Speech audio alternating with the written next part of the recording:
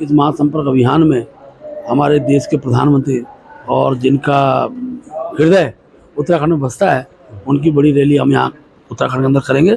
हर लोकसभा में केंद्रीय नेतृत्व की रैली होगी। बहुत जल्द आपको दिखाई देगा कि उनकी जब सुधार यात्रा संबंधी जो उन्होंने सुझाव दिए वो इम्प्लीमेंट होगा तो उसका समर्थन करेंगे।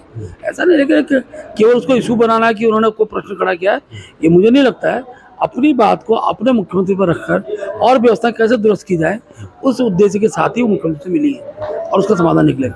बट भी अधिकतर विधायक नए भी हैं, कुछ पुराने विधायक हैं, तो हमने नाम भेजे हुए हैं। जिसका भी नाम होगा तो स्वाभाविक रूप से मंत्रिमंडल स्थान मिले। सब लोग चाहते हैं, हर क्षेत्र के लोग चाहते हैं। अरे हमने 20 तारीख से पहले सारी रैलियाँ करनी है, 20 से 30 तक फिर हमको घर घर जाना है।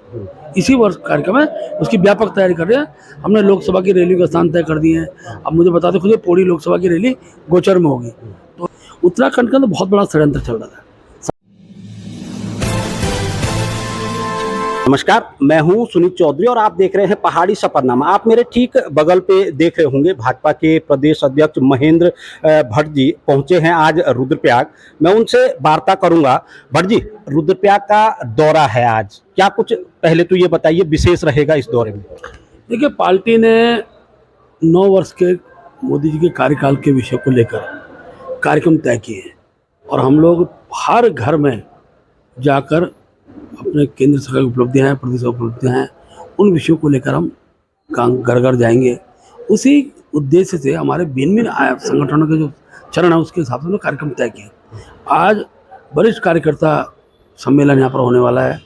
वरिष्ठ कार्यकर्ता मैं कहता हूँ उसका आशय है कि बीजेपी के अंदर जनसंघ कालखंड से लेकर और निवर्तमान पदाधिकारी तक के कार्यकर्ता हम बातचीत करेंगे, उनके सुझाव लेंगे और उनके द्वारा भी, क्योंकि आज आवश्यकता इस बात की है कि जो काम इन 9 वर्षों में हुए हैं, आज मोदी जी को उन कामों का खासतौर पर देवभूमि की दृष्टि में कहूँ तो हमको आज अपना ऋण उतारने का अवसर मिला है।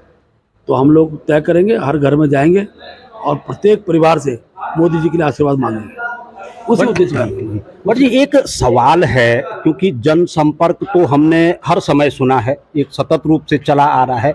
इस बार जनसंपर्क अभियान के आगे महा जोड़ा गया है। इस महा का मतलब है क्या? महा का हमारे सारे मोर्चे, पार्टी के एक एक प्रकोष्ठ को हमने काम सौंपा है और हमने तय किया किसी विचारधारा का परिवार हो, यहाँ तक कि कांग्रेस विचारधारा के परिवार में भी हम लोग जाएंगे और अपनी उपलब्धि को बताएंगे।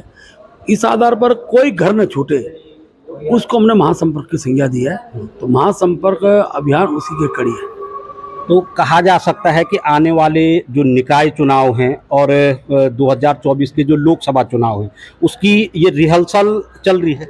हाँ, निश्चित रूप, क्योंकि 2024 का लोकसभा का चुनाव है। 9 वर्ष की उपलब्धि का जब हम चर्चा करते हैं तो 9 साल पहले जो काम मोदी जी ने किए, उस समय नव मतदाता 9 साल का रहा होगा। आज 18 साल का, आज 9 साल बाद हुआ है, आज वोटर हुआ है।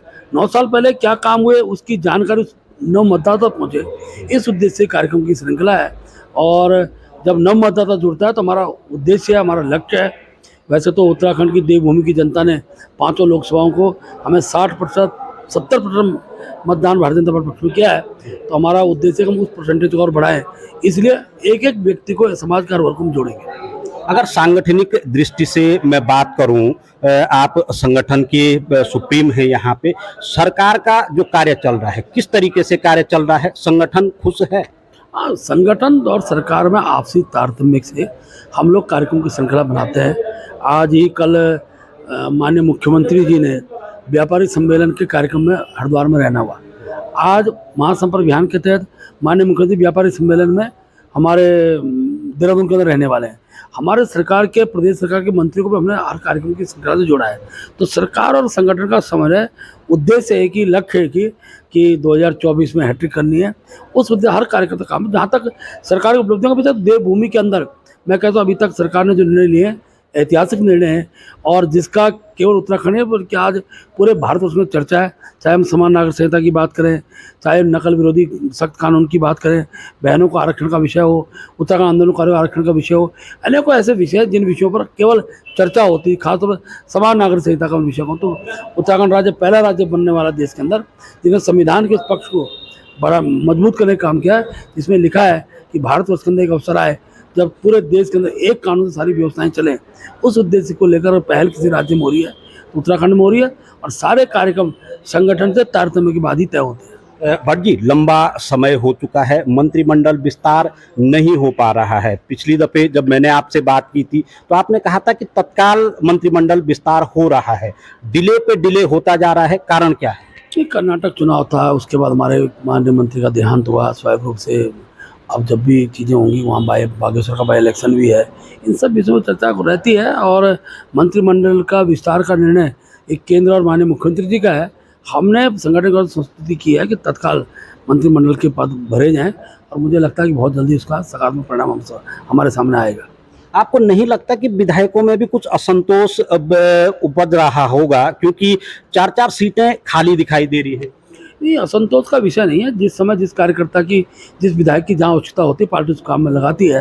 जहाँ तो मंत्रिपरिषद का विषय है तो उसमें भी सामाजिक क्षेत्र है, भौगोलिक पक्ष है, सारे विषयों को ध्यान में रखते हैं मंत्रिपरिषद का गठन माननीय मुख्यमंत्री जी यथा समय करेंगे। और हमारे हर विधायक पार्टी के कार्यक्रम में लगे हुए हैं, हर क्षेत्र में काम चल रहा है। अभी कुछ निकल के आया है मंत्रिमंडल विस्तार को लेके कि किस तरीके से दायित्व सौंपे जाएंगे? लंबे समय से रुद्रप्रयाग और चमोली जिला मंत्री विहीन है।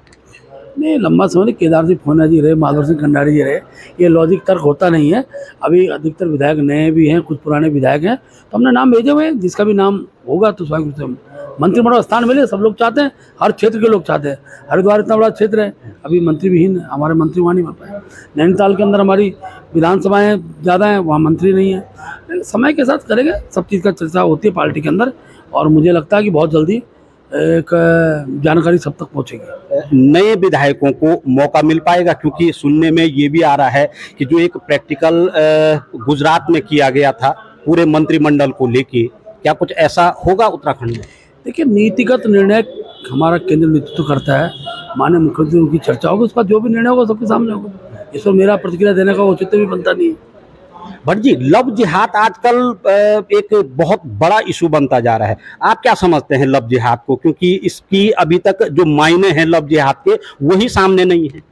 देखिए, मैं पुष्कर सिंह धामी जी का हृदय से आभार व्यक्त करता हूँ कि आज उनको उत्तराखंड के लोग धर्म रक्षक धामी के नाम से जानने लगे। उत्तराखंड के अंदर बहुत बड़ा षड्यंत्र चल रहा था। षड्यंत्र इस बात का था कि देवभूमि का स्वरूप को कैसे बदला जाए। उस दृश्य कुछ तथाकथित लोग, चाहे ज़मीनों को कब्जा करने के लैंड जिहाद की आप चर्चा करते हैं, कुछ लोग स्पेसिफिक रूप से यहाँ पर जो है, यहाँ की जो गरीब परिवार की बहनें हैं उनको इस प्रकार से बहला फुसला ले जाने का काम था। लेकिन इतनी कड़ाई के साथ हमने जब कानून बना दिया कि धर्म परिवर्तन का, तो आज उसमें लोग पकड़ में आने लगे। पकड़ में आ गए तो मीडिया की चर्चाएं बनने लगी, और मीडिया की चर्चा बनने लगी तो धीरे धीरे समाज जागृत होने लगा। और गलत काम के लिए कोई भी समर्थन करेगा ऐसा मुझे लगता नहीं। ये ठीक है, कांग्रेस की नीति तुष्टिकरण की रही है। कांग्रेस आज भी स्पष्ट नहीं कर पा रही है कि देवभूमि के स्वरूप में अगर ये निर्णय सरकार ने लिए हैं तो उसका उनको समर्थन करना चाहिए। वो आज भी इस सारे विषय पर एक प्रकार से मैं कहता हूँ तुष्टिकरण ही कर रहे हैं, और एक समाज विशेष, वर्ग विशेष को इन गलत कामों के लिए प्रोत्साहित कर रहे हैं। इसका खामियाजा पिछले बार कांग्रेस ने भुगता है, इस बार भुगतेगी।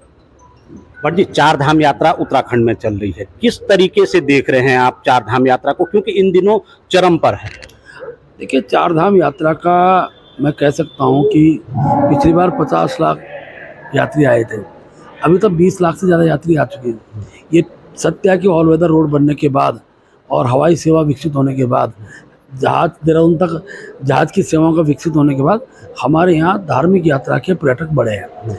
और मैं कह सकता हूँ इस बार वो आंकड़ा टूटेगा। स्वाभाविक रूप से जब बड़ी संख्या में यात्री आते हैं तो हर यात्रा के बाद एक विषय निकल कर आते हैं, क्योंकि इस व्यवस्थाओं के दृष्टिकोण से तो मैं कह सकता हूँ सरकार उस दिशा में प्रयासरत है। और हम कोशिश कर रहे हैं कि यहाँ का जो व्यवसाय है, होटल व्यवसाय है, चाहे हमारा होम स्टे का व्यवसाय है, चाहे हमारे पंडा पुरोहितों का व्यवसाय है, इन सब पर उसका लाभ मिले, इस जिससे हर प्रकार की रचना बनती है। ठीक है कि पहाड़ के अंदर एक सीमा तक ही व्यवस्थाएं जुटाई जा सकती हैं। अगर मैं केदारनाथ की ही चर्चा करूं तो केदारनाथ में कितने लोग रुक सकते हैं, ये केदारनाथ की जनता भी जानते हैं, वहाँ के जनप्रतिनिधि भी जानते हैं। इसीलिए उसके लिए क्या व्यवस्थाएं और अच्छी हो सकती हैं, जिला प्रशासन से बाकी संस्थाओं में बातचीत कर रहे हैं, बहुत जल्दी उसका रास्ता निकालेंगे।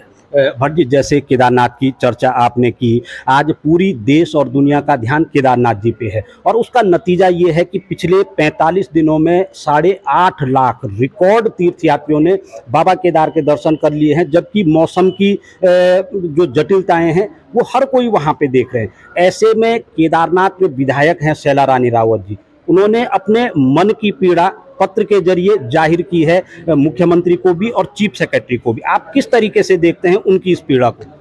तो जनप्रतिनिधि को अपना विषय रखने का अधिकार है और उसको उनको सुझाव के साथ कोई विषय उन्होंने रखे होंगे तो मुख्यमंत्री जी उसका संज्ञान लेंगे। ये ठीक है, उनका लक्ष्य भी, सरकार का लक्ष्य भी यात्रा को व्यवस्थित करना है और यात्रा व्यवस्थित हो, इस उद्देश्य का क्षेत्रीय प्रतिनिधि होने के नाते उन्होंने जिन विषयों को रखा मुख्यमंत्री को संज्ञान लेंगे।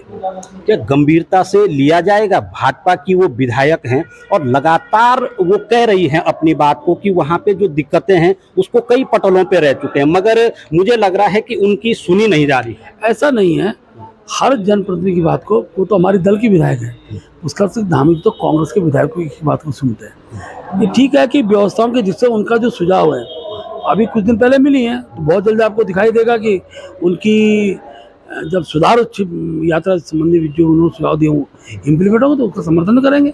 ऐसा नहीं है कि केवल उसको इशू बनाना है कि उन्होंने कोई प्रश्न खड़ा किया है, ये मुझे नहीं लगता है। अपनी बात को अपने मुख्यमंत्री पर रखकर और व्यवस्था कैसे दुरुस्त की जाए उस उद्देश्य के साथ ही वो मुख्यमंत्री से मिली है और उसका समाधान निकलेगा। भट्ट जी, आने वाले दिनों में संगठन की क्या कुछ अन्य गतिविधियां रहेंगी जो कि मिशन जो 2024 लेके भाजपा चल रही है उसमें सुगमता हो सके? देखिए, अभी तो महासंपर्क अभियान का ही कार्यक्रम और मुझे बताते हुए खुशी है, इस महासंपर्क अभियान में हमारे देश के प्रधानमंत्री और जिनका हृदय उत्तराखंड में बसता है उनकी बड़ी रैली हम यहाँ उत्तराखंड के अंदर करेंगे। हर लोकसभा में केंद्रीय नेतृत्व की रैली होगी, केंद्रीय मंत्री उसमें आएंगे। बड़ी संख्या में जन समर्थन प्राप्त करने के लिए हमने अपने हर मोर्चे प्रकोष्ठ को सारे कार्यक्रमों की रचना में दिया है। नव मतदाता के सम्मेलन युवा मोर्चा कर रहा है, नव युवती सम्मेलन है, आशा आंगनबाड़ी महिला समूह से मिलने काम महिला मोर्चा कर रहा है, किसान मोर्चा ट्रैक्टर रैली के कार्यक्रम को आगे बढ़ा रहे हैं। तो हर मोर्चे को काम दिया और हर प्रकार के हर प्रकार के कार्यक्रमों का उद्देश्य ही 2024 है। तो जो ये रैलियां होंगी, चाहे उसमें पीएम की हो या फिर केंद्र के मंत्रियों की हो, बड़े नेताओं की हैं, ये 24 से पहले होंगी या 24 के? नहीं, अभी तुरंत इसी माह होंगी। हमने 20 तारीख से पहले सारी रैलियां करनी है, 20 से 30 तक फिर हमको घर घर जाना है। इसी वर्ष कार्यक्रम है, उसकी व्यापक तैयारी कर रहे हैं। हमने लोकसभा की रैली का स्थान तय कर दिए हैं। अब मुझे बताते खुद पौड़ी लोकसभा की रैली गोचर में होगी, तो सब इसकी रचना बनाई है। प्रधानमंत्री जी अगर देहरादून में आते हैं तो हरिद्वार और टिहरी लोकसभा के हम एक साथ करेंगे। अगर गुंजी जाने का प्रधानमंत्री कार्यक्रम बनता है तो फिर कार्यक्रम पिथौरागढ़ में करेंगे। ये हर कार्यक्रम की रचना बन चुकी है। उसके लिए हमारे रैली संयोजक हमने तय कर दिए हैं और रैली की सब व्यवस्थाएं, अधिकतम संख्या में पब्लिक उस रैली में आए उसकी हम व्यवस्था बना रहे हैं।